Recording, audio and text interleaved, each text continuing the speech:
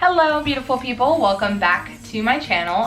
It's going to be a little bit of time for me to start saying the Real Rev Family rather than LJ videos. If you didn't notice, we actually changed our name and it's just going to be my videos now. Me and my boyfriend discussed it. We had a friend, Tatiana, suggest it and it was a great idea, so we decided that we were going to go our own ways with the YouTube channel. He has his own and I have my own. That's why if you look on here, you're not going to see any more of his videos and it's not going to be LJ videos. Obviously, it's the Real Rev Family now. So I think it's easier because people can find me easier. My name is the same as my Instagram name. And I think it's just more organized, and we all know I'm one for organization. Everyone's doing great, shedding, eating. The boas finally got on feet after 8 months of not eating. I also dyed my hair. And I think I talked about it quite a bit on Instagram. This video was supposed to be my drunk 21st birthday YouTube video. Now, I was stuck with a massive project on the night that we were going to record it, so we got pushed back, but she's going to come over. My friend Aaliyah is going to come over on Tuesday of this upcoming week, and we're going to record that, and that will be next Saturday's video. Promise. No cheats. So basically it's going to be a YouTube video of us doing our makeup reptile themed, and then we're going to be drinking and having fun, and it's just going to be like a little celebration for my birthday. Even though it passed, it was my 21st birthday. It was June 7th. Who's not going to celebrate that? You know what I'm saying? So I thought it'd be a little fun. Now, obviously you read the title of this video, and we are here to spill the tea. Girl, boy, oh, it's juicy. It's really not that juicy. It's sad, honestly, if we're being real. So first of all, I started working there in about August of 2017. It was my first real job after I moved out of my house. And I was pretty excited, to be honest with you, at first, because all I could think was I finally get to work with animals because I'm old enough, because most states you have to be 18 to work with animals for legal reasons if you get bit or anything like that. So I wasn't able to really work with animals and get paid until I was 18. So I was super excited. I started out as just a store associate, and for most of the time I started to work in the reptile section. Obviously that's where I love to be. Honestly, a lot of it was me running the register. Of course I had the interest in the reptiles, but I didn't get to do much because I just started, so I was just learning the ropes. And then after that, I started moving up because I was consistent, I was there, I was a good worker, all that fun stuff. And I didn't move positions, but I was allowed to do more. So I was on the floor a lot more. I would come for morning shifts and I would prepare the animal care, their food. And I'm not gonna lie, they do get some pretty good food for the hamsters, and a lot of the people at my store in particular were really good about making sure we purchased lots of fruits, fresh fruits and veggies, and we would give like the hamsters and the gerbils, and sometimes the rats, and then the guinea pigs as well, a lot of fresh fruits and vegetables. And I think that was something that we did on our own accord, and that was something that made our store better for animal caretaking and everything. Like, we just really made sure we were taking care of the animals at all time. With that being said though, that does not change where they were getting shipped from. That does not change where they were, how corporate wanted them to be cared for. You know, that doesn't change. You know, we can't change that. That's corporate. Towards my later ends of being there, I was an aquatic specialist, so I dealt with testing fish tank water, dealing with the sumps, cleaning fish tanks, treating. We got ick all the time. All the time. Like, I swear to you, we probably had to deal with ick at least once a month, if not more sometimes, if it was really bad. And it would take a while for it to go away, because if you have ick, you know, like, sometimes it could be a real pain, especially when a lot of the tanks are all on one sump. So when one tank gets it, every other tank that's on that sump gets it as well. So all of those fish get shut down, and like, we always lost a lot of fish. So that was one thing I didn't like. I really didn't care for our tanks. I really didn't care for the amount of fish we kept in the tanks. Overall, my managers, my coworkers were great. I loved working with them. They made it so much fun to work with them. We always had a blast. And for a short period of time, I actually worked truck at Petco. I did the night shifts, and I worked from 9 p.m. to 5 a.m. and I stocked the store. But I would come to work in very comfy clothes. I would stick my headphones in, and I would just put stuff away. For my Petco and PetSmart, and I don't know again if it was just Florida or my area, we were provided animals by Sun Pets. These people breed animals for these facilities, these stores, and they ship them out so fast that the animals are either fresh out of the egg or fresh out of the womb. They're not even on feed yet. They just ship them.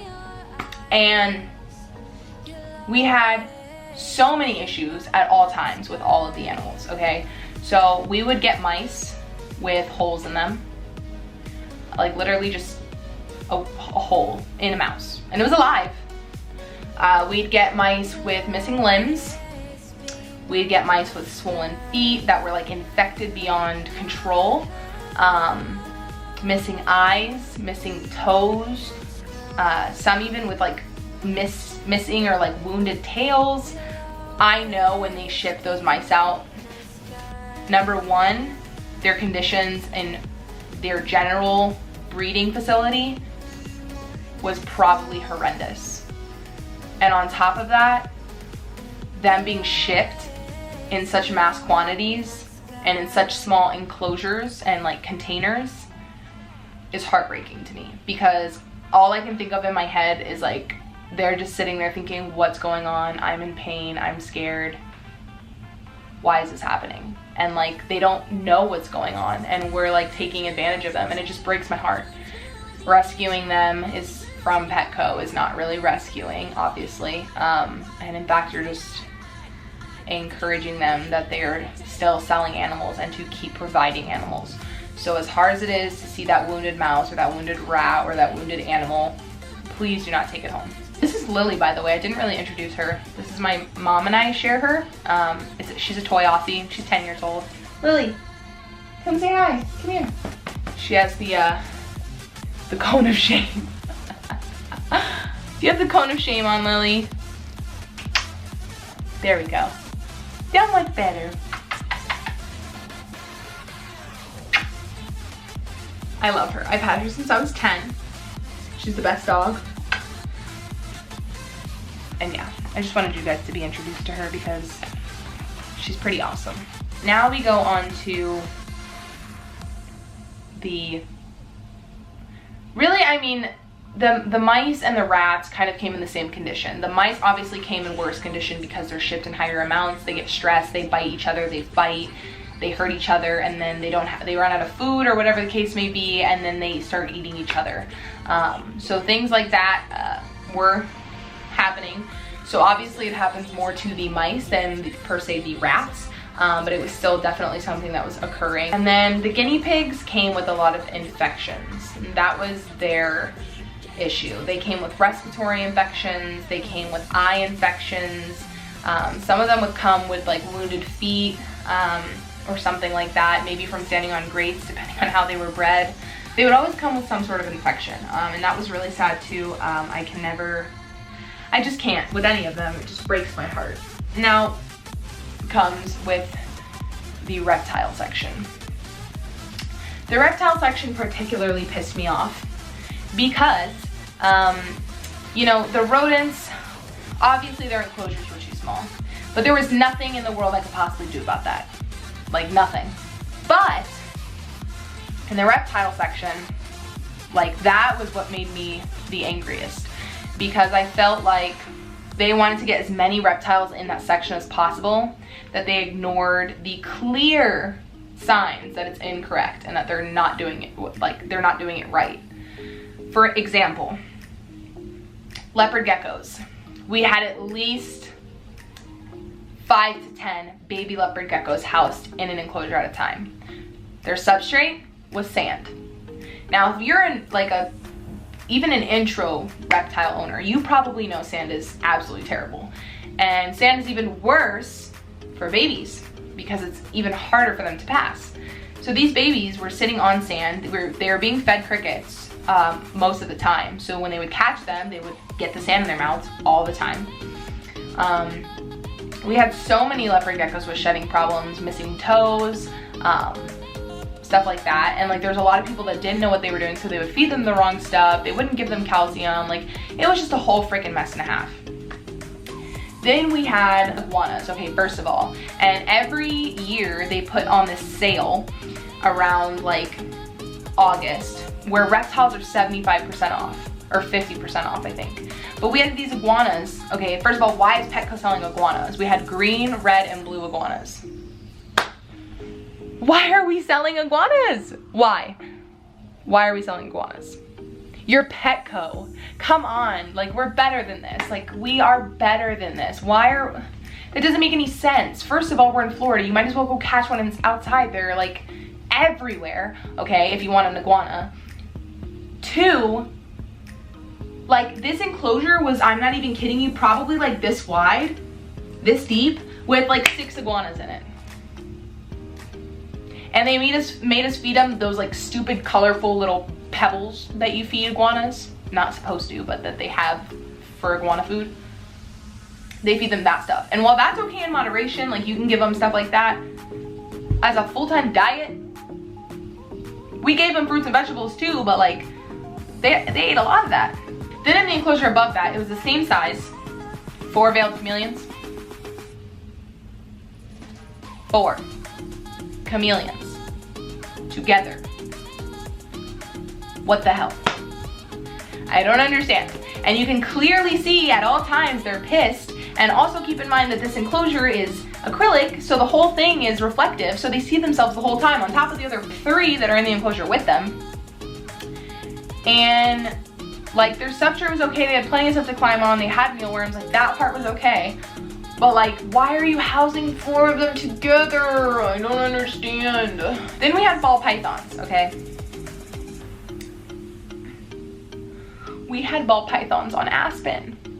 And these babies, I'm not shitting on Aspen, because Aspen, you know, I have my boas on Aspen. Aspen works and then it doesn't. It just, it's situational, okay? They had these brand new baby ball pythons on Aspen. They were shipped out so soon, they hadn't even had their first shed yet. They were all so stressed because, again, they hadn't eaten yet. They hadn't shed. Everything's dry as shit. There's so many smells, it's loud. You just got shipped from God knows where, and you've literally been alive for like 3 days. And we had multiple ball pythons die because they wouldn't eat. They were just so stressed out. I tried force feeding, I tried heating up, I tried doing live. Like, actually I didn't even try live because we weren't allowed to try live. So like these animals were dying and we weren't allowed to try and save them. What am I doing? Like I have a beard? That was terrible. They knew the animals were dying, they knew the animals weren't eating, they knew the animals were babies, and yet they wouldn't let us feed a live mouse to see if it would eat it. It only had to be frozen. Keep in mind though, the frozen rodents that you buy from Petco, the way they kill them, they don't defrost right. So then they explode when they eat them. So they'd go to eat them and they would like the skin would just rip and the guts would just be freaking everywhere, and it was disgusting. So, ball pythons were on Aspen. They weren't shedding. They were all getting stuck shed, wouldn't eat. Leopard geckos were housed together on sand. Veiled chameleons were housed together. Iguanas were housed together with like 6 of them in a small ass space. And then leaves us to bearded dragons. The bearded dragons were babies, like hatchlings, like less than a week old, maybe a week max. Sand, eating sand, on top of each other, fighting, yeah. And let me also point out that all of these things were corporate rules. So having Aspen for the ball pythons, corporate. We only had like a select thing that we could choose from. And I voted for the bearded dragons and the leopard geckos to be on carpet, because then they can't eat anything, they can't get compacted, there's nothing for them to eat. It's beautiful. They can eat crickets, they don't get anything in their mouths. It's perfect. Then I fought for the ball pythons to get coconut fiber so that they could actually shed and we could spray it down. Because that's another thing, is like they would never spray the ball pythons down. And like I get it, you're not supposed to spray them like necessarily every day. Like they're not a humid requiring snake as much. But if you see them shedding, it would be ideal to help them, but you can't help them if their bedding's aspen. It literally, like, the aspen will just mold. It doesn't work like that. Finally, they let me make those changes to the substrates. And when I made them, I was there for like maybe another 3 months, and then I left. And when I left, I came back like a week later or like 2 weeks later. All the substrate was changed back. All of it. All of it was changed back. They were still back to aspen, sand, corporate rules, you know, like It was stupid because if anything, they should have been appreciative that I was doing that, because granted, I'm changing it and I'm going against corporate rules, but at the same time, I'm saving you money because the animals aren't dying. So like, even if you don't want to look at it about caring for the animals, like, I'm saving you money because they're not dying. So like, you should have no problem with what I'm doing right now. The last area was the back area. We had a room where the sink was, where we washed the dishes for the animals. The fridge was where, you know, we had some fish food, the frozen fish food. We had fruits and vegetables, things like that for the animals, mealworms, all that fun stuff. There's this huge, huge freezer. And yes, exactly what you're thinking. The freezer was filled with dead animals. It was a chest freezer, okay? So it was probably about yay big, yay deep, okay? Filled halfway with dead animals. Dead fish, dead snakes, dead mice, lots of dead mice, dead guinea pigs. One thing I will credit to Petco, though, is that they were diligent, or at least my store was, on taking the animals to the vet. However, some animals did get left out because there were so many sick animals that some just didn't go to the vet, and that's where the deaths occurred. But they were more diligent than I know some other people are that I have worked for. So that is one thing I will slightly give to Petco, like literally like a 10th of 100. It was hard leaving there because the same guilt you feel when you're walking through Petco or PetSmart and you see an animal that doesn't look too good, or that just melts your heart and you're like, I have to take it. I know they don't take care of it right, like it's on the wrong bedding, or like I just know Petco and PetSmart, like that's how I felt. But like, I feel like it was like times 20 because I'd been caring for these animals for like weeks and months, and I felt like not only me, because there's some other amazing people that are still there, thank God, that do take really good care of the animals and try their best to make it as correct as possible for them. But it just felt like I was leaving them and that I was letting them down, because now they were gonna be without me and they weren't gonna have me there so many hours a week, making sure that they were taken care of, making sure they were going to the vet, making sure that they were fed their medication. So it really hurt me. Now I still go to that Petco occasionally. I do not buy animals from them. I will get filters and stuff. I don't think Petco is wrong for selling the products they sell. I just think they need to not carry animals.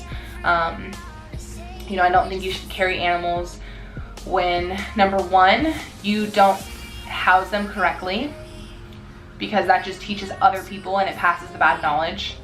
Number two, you don't have trained staff to teach people correct information.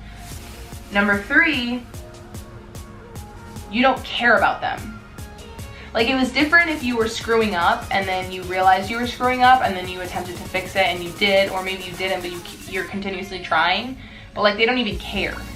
They don't care that all these animals are dying. They don't care that they're not housed correctly. They're not addressing, okay, let's instill the security system because we're losing so much money from stealing, but let's not look at the fact that we're losing $50,000 plus a year in animal deaths because we're not housing them correctly. Like, let's just ignore that part. Like, especially considering they're creatures, like they're feeling, living, thinking, breathing like animals. Like, they know what pain is, they know what being scared is like, and they feel that, and that's terrifying and that's so upsetting. So talking about this always makes me really sad. But I've worked for other pet stores since, not like a big chain pet store, and even the singly owned pet store was rough and was not the greatest, and the animals were not cared for that well.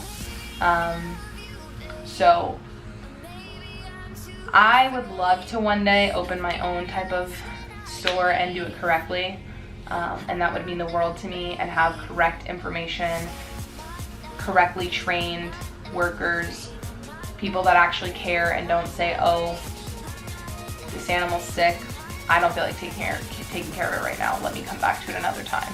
Like, they address that. They take care of the animals like they're people, you know, like they deserve to be treated, in all honesty.